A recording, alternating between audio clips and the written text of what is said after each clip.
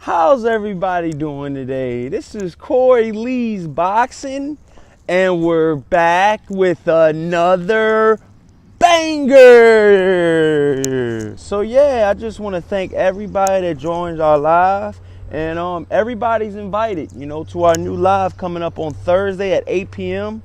So with that being said, you guys, breaking news: Sergiy Derevyanchenko versus Daniel Jacobs has been ordered by the IBF, board. Wow, this is the middleweight title, you guys. This is big news, man. This is really, really big news.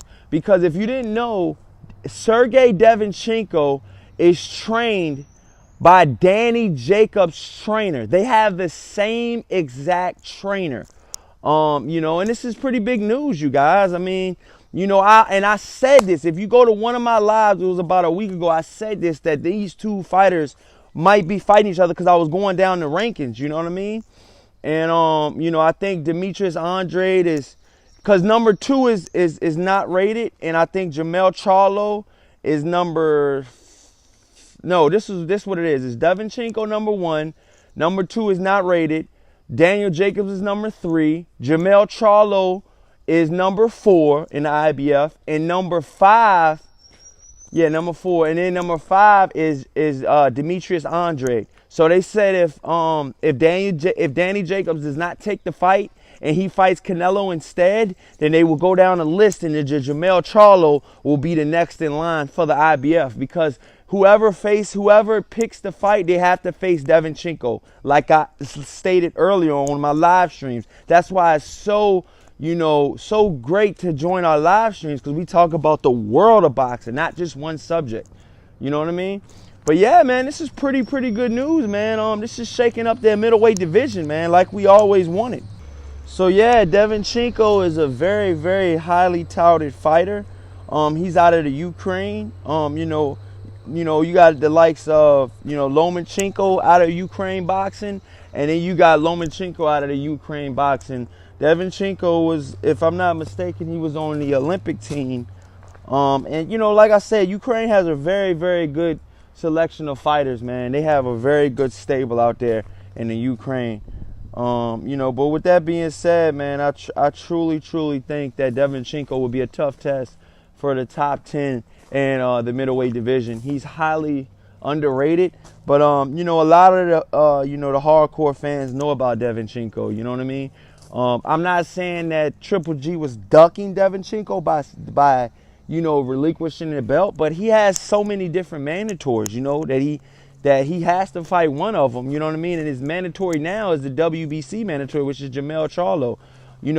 I'm pretty sure, if Danny Jacobs takes the Canelo fight, because it all hinges on if Triple G and Canelo fight. If Triple G and Canelo fight, then Danny Jacobs and Derevyanchenko will pretty much, fight, you know what I mean, from what it sounded like. But if Triple G and Canelo don't fight, that leaves 2 fighters wide open, you know what I mean? And it'll probably be Canelo versus, Danny Jacobs, from what it's, they're in talks right now, so that's likely to happen. There's just been a new deadline, Oscar De La Hoya, set for Triple G to sign.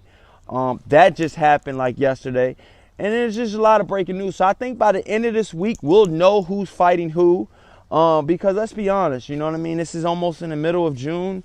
And, things got to get going, you know what I mean, for August and September fights, you know what I mean?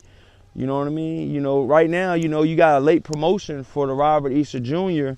and the Mikey Garcia, in my opinion, you know what I mean? That's only a month and a half, or that's only about a month and 15 days, to promote a fight, you know what I mean? And shit, from what I heard, Mikey Garcia wasn't even in training.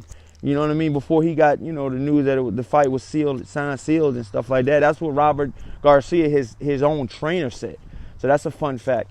But jumping back onto the middleweight, it's a great scene. I think it's a great division. And I think it spices things up with Triple G, relinquishing the IBF belt. Now it gives other people in order to fight. For all intents and purposes, I wouldn't mind seeing Derevyanchenko versus Andrade, or Derevyanchenko versus Jermell Charlo.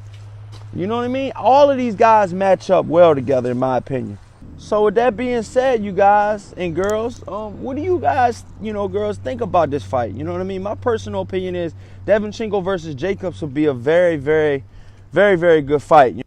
Derevyanchenko is, 12-0 with 10 KOs. His last fight was against a guy named Deshaun Johnson, 22-22.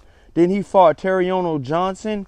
He was 20-1. Terriono Johnson went life and death with Curtis Stevenson. Curtis Stevenson stopped him in the last round and was down on all scorecards.